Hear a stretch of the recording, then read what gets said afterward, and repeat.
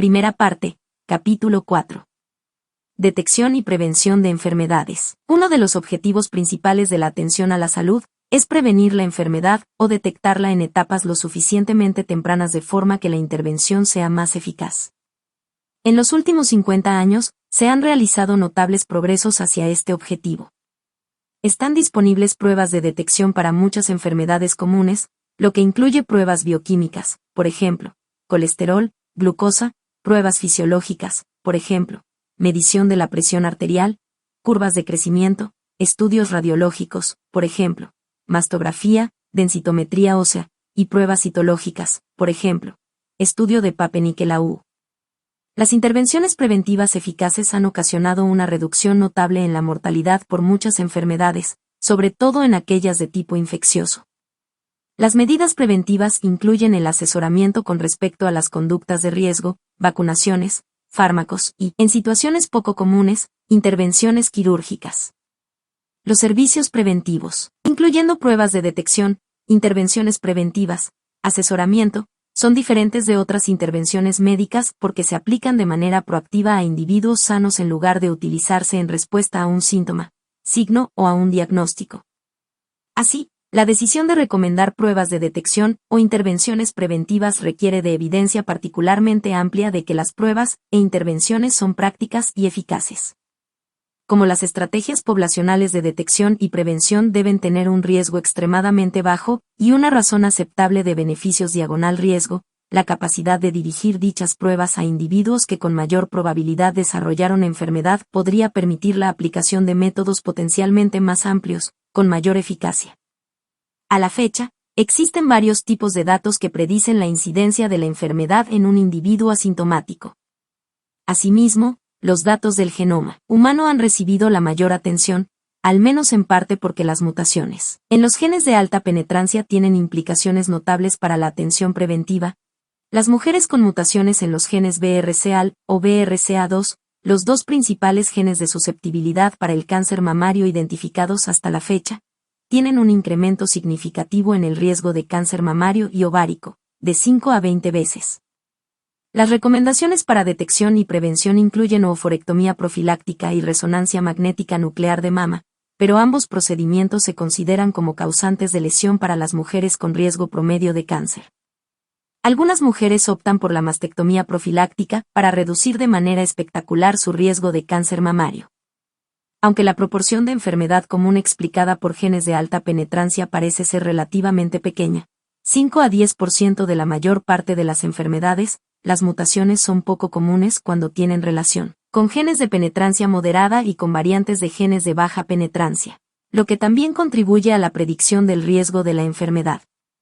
El advenimiento de la secuenciación del exorna diagonal genoma completo puede acelerar la diseminación de estas pruebas a la práctica clínica y transformar la aplicación de la medicina preventiva. Otras formas de datos genómicos también tienen el potencial de proporcionar información pronóstica importante, lo que incluye la proteómica y la metabolómica.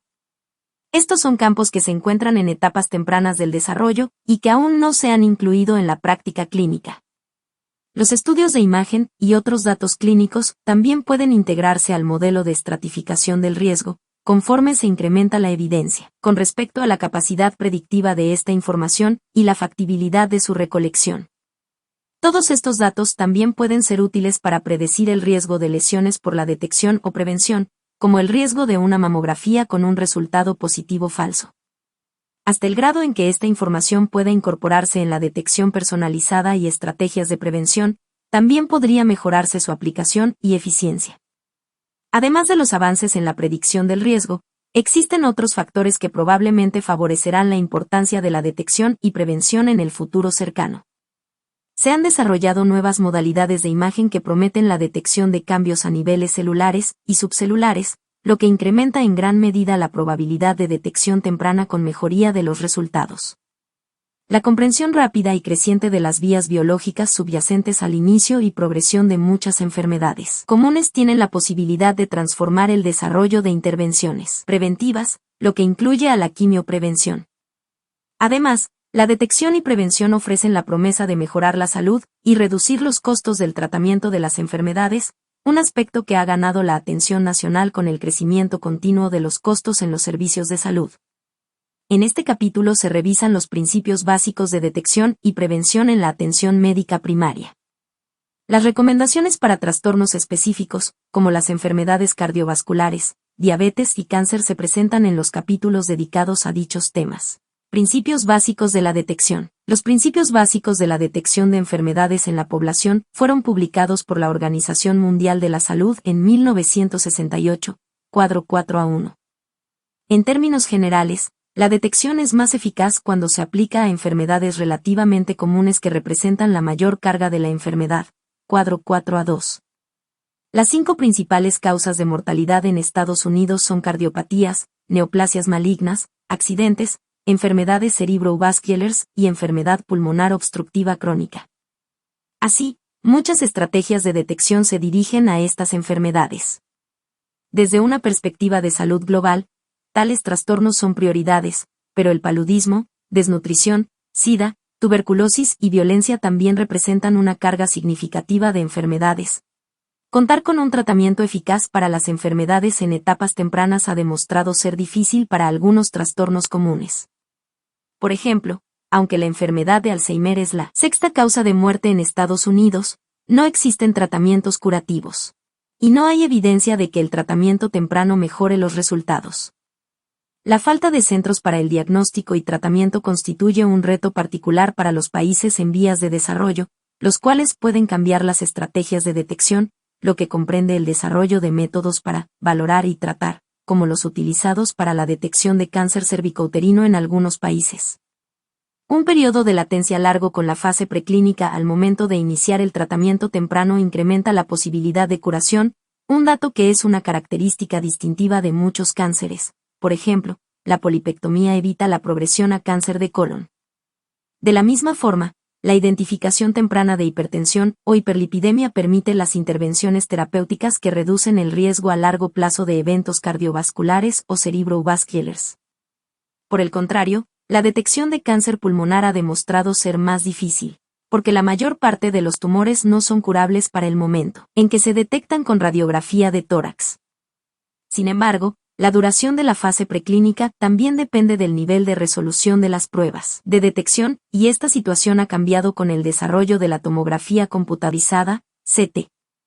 La CT torácica con dosis bajas de radiación permite detectar tumores en etapas más tempranas, y en fechas recientes, se demostró que reduce la mortalidad por cáncer pulmonar en 20% en individuos con antecedente de tabaquismo de al menos 30 paquetes al año. El breve intervalo entre la capacidad para detectar la enfermedad con pruebas de detección y el desarrollo de la enfermedad incurable también contribuye a la limitada eficacia de la mamografía para reducir la mortalidad por cáncer mamario. De la misma forma, la detección temprana de cáncer de próstata podría no ocasionar diferencia en las tasas de mortalidad, porque la enfermedad a menudo es de lenta evolución y otras enfermedades, como la arteriopatía coronaria, finalmente podrían causar la muerte. Esta falta de certeza con respecto a la evolución natural también se refleja en la controversia con respecto al tratamiento del cáncer prostático, lo que contribuye más a la dificultad para la detección de esta enfermedad.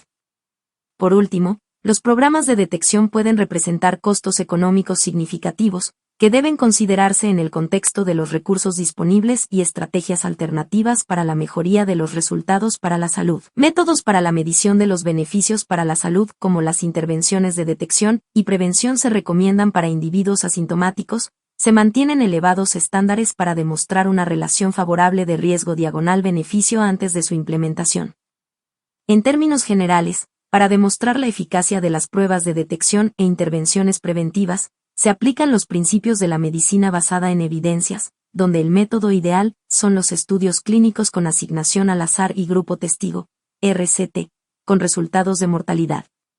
Sin embargo, como a menudo no es factible realizar RCT, se han utilizado estudios observacionales, como los diseños de caso diagonal testigo, para valorar la eficacia de algunas intervenciones, como la detección de cáncer colorectal. Para algunas estrategias, como la detección de cáncer cervicouterino, los únicos datos disponibles son las observaciones ecológicas que demuestran una reducción notable en la mortalidad. Sin importar el diseño del estudio utilizado para valorar la eficacia de la detección, Es fundamental que la incidencia o mortalidad por enfermedad sean el objetivo de valoración principal, más que la duración de la supervivencia con enfermedad. Esto es un factor importante porque los sesgos por el tiempo y por la duración pueden crear la apariencia de mejoría en la supervivencia con enfermedad por una prueba de detección, cuando en realidad no existe un efecto. El sesgo por el tiempo ocurre porque los métodos de detección identifican un caso antes de lo que se presentaría clínicamente, con lo que se crea la percepción de que el paciente vive más después del diagnóstico simplemente al modificar la fecha de diagnóstico a una etapa más temprana en comparación con la fecha en que ocurre una muerte tardía. El sesgo por el tiempo ocurre porque la detección tiene más probabilidades de identificar enfermedad de progresión lenta que enfermedad rápidamente progresiva. Así, con un periodo fijo de tiempo, la población sometida a detección tendrá una mayor proporción de casos de progresión lenta, lo que favorecerá la sensación de haber mejorado la supervivencia por la enfermedad en comparación con la población no sometida a detección. Se utilizan diferentes puntos de valoración para conocer los posibles beneficios por la detección y por las intervenciones preventivas. 1. Impacto absoluto y relativo de la detección en la incidencia de la enfermedad o en la mortalidad. La diferencia absoluta en la incidencia de enfermedad o en la mortalidad entre los grupos con y sin detección permite la comparación de los beneficios mediante los servicios preventivos. Un metaanálisis realizado en Suecia con mamografías, en mujeres de 40 a 70 años, encontró que aproximadamente 1.2 menos mujeres por 1.000 habitantes fallecería por cáncer mamario si se realizaba la detección a lo largo de un periodo de 12 años. En comparación, se evitarían 3 defunciones por 1.000 habitantes por cáncer de colon en una población, con edades entre 50 y 75 años, sometidas a detección con prueba de sangre oculta en heces a lo largo de un periodo de 13 años. Con base en este análisis, la detección del cáncer de colon hoy en día salva más vidas de mujeres que la mamografía. Sin embargo, el impacto relativo de la detección de sangre oculta en heces, reducción de 30% en las muertes por cáncer de colon, es similar al impacto relativo de la mamografía, reducción de 14 a 32% en la muerte por cáncer mamario, lo que hace énfasis en la importancia de las comparaciones absolutas y relativas. 2. El número de sujetos sometidos a detección para prevenir una enfermedad o la muerte en un individuo. El inverso de la diferencia absoluta en la mortalidad es el número de sujetos que deberían ser sometidos a detección o recibir intervenciones preventivas para evitar una defunción. Por ejemplo, debe realizarse detección en 731 mujeres de 65 a 69 años con absorciometría radiográfica con doble energía, DEXA, y debe brindarse el tratamiento apropiado para prevenir una fractura de cadera por osteoporosis. 3. Incremento de la esperanza de vida para la población. El incremento pronosticado en la esperanza de vida para varias detecciones e intervenciones preventivas se muestra en el cuadro 4A3. Cabe hacer notar que el aumento en la esperanza de vida es un promedio que se aplica a la población, no a un individuo. En realidad, la mayor parte de la población no obtiene beneficios por las pruebas de detección o intervenciones preventivas. Sin embargo, un pequeño subgrupo de pacientes obtendrá grandes beneficios. Por ejemplo, el estudio de Pape-Nicolau no beneficia al 98% de las mujeres que nunca habrían desarrollado cáncer cervicouterino. Sin embargo, para el 2% que desarrollará cáncer cervicouterino, el estudio de Pape-Nicolau añade hasta 25 años a sus vidas. Algunos estudios sugieren que un objetivo razonable es el incremento de un mes en la esperanza de vida para una población con base en las estrategias de detección o prevención. Valoración de los riesgos de la detección y prevención. Al igual que con la mayor parte de los aspectos de la atención médica, la detección e intervenciones preventivas también se acompañan de la posibilidad de resultados adversos. Tales resultados adversos incluyen efectos secundarios por los fármacos preventivos y vacunas, pruebas de detección con resultados positivos falsos, diagnóstico excesivo de enfermedades por pruebas de detección, ansiedad, exposición a radiación por algunas pruebas de detección, molestias con algunas intervenciones y pruebas de detección. El riesgo de los efectos secundarios por los medicamentos preventivos es similar al uso de fármacos con fines terapéuticos, y son sometidos a procesos de aprobación por la FDA. Los efectos secundarios por las vacunas recomendadas a la fecha se limitan principalmente a molestias y reacciones inmunitarias menores. Sin embargo, La preocupación con respecto a las asociaciones entre las vacunas y efectos secundarios graves continúa limitando la aceptación de elegir muchas vacunas, pese a la falta de datos que sustenten la naturaleza causal de estas asociaciones. La posibilidad de pruebas positivas falsas ocurre con casi todas las pruebas de detección, aunque la definición de lo que constituye una prueba positiva falsa a menudo varía dependiendo de la situación.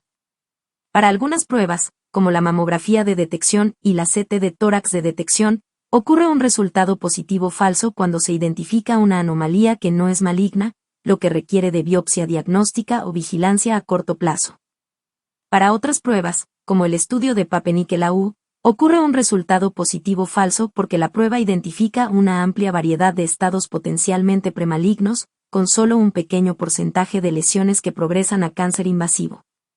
Este riesgo tiene relación estrecha con la posibilidad de sobrediagnóstico, en la cual la prueba de detección identifique enfermedades que no podrían haberse presentado clínicamente a lo largo de la vida del paciente. La valoración del riesgo de sobrediagnóstico por pruebas de detección es muy difícil dada la necesidad de vigilancia a largo plazo de una población no sometida a detección con el fin de establecer la verdadera incidencia de enfermedad con el paso del tiempo. Estimaciones recientes sugieren que hasta un 15 a 40% de los cánceres mamarios identificados por mamografía de detección y 15 a 37% de los cánceres de próstata identificados con antígeno prostático específico nunca se habrían manifestado clínicamente.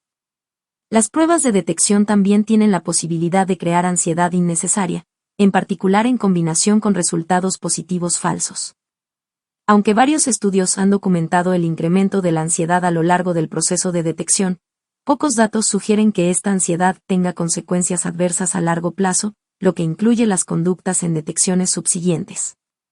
Las pruebas de detección que incluyen radiación, por ejemplo, mamografía, CT de tórax, añaden exposición acumulada de radiación para el paciente estudiado. La cantidad absoluta de radiación es muy pequeña para esta prueba, pero aún debe establecerse el impacto general de exposiciones repetidas de múltiples orígenes. Algunas intervenciones preventivas, por ejemplo, vacunas, y pruebas de detección, por ejemplo, mamografía, suelen ocasionar molestias al momento de la administración, pero existe poca evidencia de consecuencias a largo plazo. Sopesando los riesgos y beneficios, la decisión de implementar detecciones y estrategias preventivas poblacionales requiere sopesar los beneficios y riesgos, lo que incluye el impacto económico de la estrategia.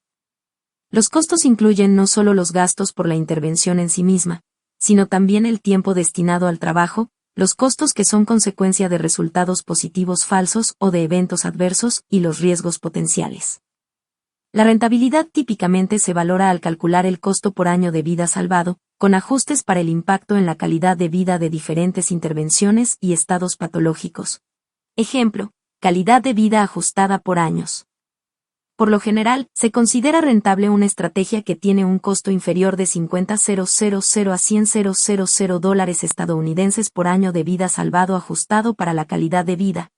La USF es un grupo independiente de expertos en atención preventiva que proporciona recomendaciones basadas en evidencias para la detección y estrategias de prevención con base en la valoración de la proporción entre el riesgo y beneficios, cuadros 4A4 y 4A5. Como existen varias organizaciones que proporcionan recomendaciones para servicios preventivos, los acuerdos entre las organizaciones varían entre los diferentes servicios. Por ejemplo, todos los grupos de expertos apoyan la detección para la hiperlipidemia y cáncer colorectal, mientras que existe menor consenso para la detección de cáncer mamario en mujeres en la quinta década de la vida y casi no existe consenso para la detección del cáncer de próstata. Como las guías se actualizan periódicamente, las diferencias entre los grupos de recomendación también reflejan los datos que estaban disponibles cuando se publicaron las guías. Por ejemplo, múltiples organizaciones han publicado en fecha reciente recomendaciones que apoyan la detección de cáncer pulmonar en individuos con tabaquismo intenso, tras los resultados del National Lung Screening Trial, NLST, publicados en 2011, con base en la rapidez con que se actualizan las guías de detección. Para muchas pruebas de detección e intervenciones preventivas, el equilibrio entre los beneficios y daños puede ser incierto para la población promedio en riesgo, pero es más favorable para individuos con elevado riesgo de la enfermedad. Aunque la edad es el factor de riesgo utilizado más a menudo para determinar las recomendaciones de detección y prevención, La USF también recomienda algunas pruebas de detección en poblaciones con otros factores de riesgo para la enfermedad. Además, tener un riesgo elevado para la enfermedad a menudo apoya el inicio de la detección en edades más tempranas de las recomendadas para la población general en riesgo. Por ejemplo, cuando hay antecedentes familiares de cáncer de colon, es prudente iniciar la detección 10 años antes de la edad a la cual el miembro más joven de la familia fue diagnosticado con cáncer. El consentimiento informado es importante para todos los aspectos de la atención médica, y la toma de decisiones compartidas puede ser en particular importante para decidir sobre los servicios preventivos cuando la relación riesgo-beneficio es incierta para una población específica. Por ejemplo, muchos grupos de expertos, incluyendo a la American Cancer Society, recomiendan una revisión personalizada sobre la detección de cáncer de próstata, porque el proceso de toma de decisiones es complejo y depende en gran medida de aspectos personales. Algunos varones pueden rechazar la detección, mientras que otros suelen estar más dispuestos a aceptar los riesgos de una estrategia de detección temprana. Análisis recientes sugieren que para muchos varones sería mejor no realizar la detección de cáncer de próstata, porque esperar podría considerarse la estrategia preferida cuando se consideran los años de vida ajustados a la calidad de vida. Otro ejemplo de toma de decisiones compartidas involucra la elección de las técnicas para detección de cáncer de colon. En estudios con grupo testigo, el uso anual de la prueba de sangre oculta en heces reduce las defunciones por cáncer de colon en 15 a 30%. La sigmoidoscopia flexible reduce las muertes por cáncer de colon en un 40 a 60%. La colonoscopia ofrece los mismos beneficios, o incluso mayores en comparación con la sigmoidoscopia flexible con una reducción del riesgo de un 70%, pero su uso representa costos y riesgos adicionales. Los procedimientos de detección no se han comparado directamente en las mismas poblaciones, pero el costo calculado para la sociedad es similar, $10,000 a $25,000 estadounidenses por año de vida salvado. Así, aunque un paciente podría preferir la facilidad de la preparación, el consumo de menor tiempo y los riesgos más bajos de la sigmoidoscopia flexible, otros podrían preferir la sedación y la colonoscopia completa. Asesoramiento sobre conductas saludables. Al considerar el impacto de los servicios preventivos, es importante reconocer que el consumo de tabaco y alcohol, la dieta y el ejercicio constituyen la mayor parte de los factores que influyen en las muertes susceptibles de prevención en los países desarrollados. Quizá la medida sanitaria preventiva más importante es ayudar a los pacientes a evitar el tabaquismo. Sin embargo, los esfuerzos en estas áreas a menudo involucran cambios de conducta, por ejemplo, pérdida de peso, ejercicio, o el tratamiento de adicciones, por ejemplo, consumo de tabaco y alcohol, que a menudo son resistentes a las intervenciones. Aunque estos son problemas difíciles, la evidencia apoya fuertemente la participación del asesoramiento por el personal sanitario, cuadro 4 a 6, para efectuar cambios conductuales para la salud. Las campañas educativas, cambios en las políticas públicas e intervenciones comunitarias han demostrado ser partes importantes de la estrategia para corregir esos factores en algunas situaciones. Aunque se ha encontrado que la evidencia fue concluyente para recomendar un grupo relativamente pequeño de actividades de asesoramiento, el consejo en áreas como la actividad física y prevención de lesiones, lo que incluye el uso de cinturones de seguridad en automóviles y el uso de cascos de seguridad al conducir bicicletas y motocicletas, se han vuelto parte sistemática de la práctica de la atención preventiva. Implementación de la prevención de enfermedades y detección. La implementación de la prevención de enfermedades y estrategias de detección en la práctica es muy difícil. Varias técnicas pueden ayudar a los médicos para suministrar estos servicios. Un expediente electrónico configurado de manera apropiada puede registrar recordatorios que faciliten al médico seguir y satisfacer las guías. Algunos sistemas proporcionan a los pacientes acceso seguro a sus registros médicos, proporcionando mecanismos adicionales para incrementar el apego a la detección sistemática. Los sistemas que proporcionan enfermeras y otro personal con órdenes permanentes son eficaces para la prevención del tabaquismo y las inmunizaciones. La USF ha desarrollado diagramas de flujo y herramientas electrónicas para ayudar al médico. Muchas de estas herramientas utilizan categorías de edades para guiar la implementación. Las recomendaciones específicas para detección y asesoramiento con base en la edad se resumen en el cuadro 4 a 7. Muchos pacientes acuden al médico para atención continua de enfermedades crónicas y esta visita proporciona una oportunidad para incluir medidas preventivas para otros problemas de salud. Por ejemplo, una paciente que acude para tratamiento de hipertensión o diabetes puede ser incluida en los programas de detección de cáncer de mama en una de sus consultas y para revisar la detección de cáncer de colon en la siguiente consulta. Otro paciente podría responder de manera más favorable a una consulta claramente definida que atiende a todas las intervenciones relevantes de detección y prevención. Por la edad o por enfermedades asociadas, podría ser apropiado para algunos pacientes abandonar ciertas actividades de prevención y detección, aunque existen pocos datos de cuándo evitar estos servicios. Para muchas pruebas de detección, los beneficios de esta no se hacen evidentes hasta después de 5 a 10 años de periodo de vigilancia y por lo general hay pocos datos que apoyen la detección continua para la mayor parte de las enfermedades después de los 75 años. Además, para pacientes con enfermedades avanzadas y esperanza limitada de vida, existen beneficios considerables sobre modificar los procedimientos de detección para enfermedades e intervenciones que con mayor probabilidad podrían afectar la calidad y duración de vida.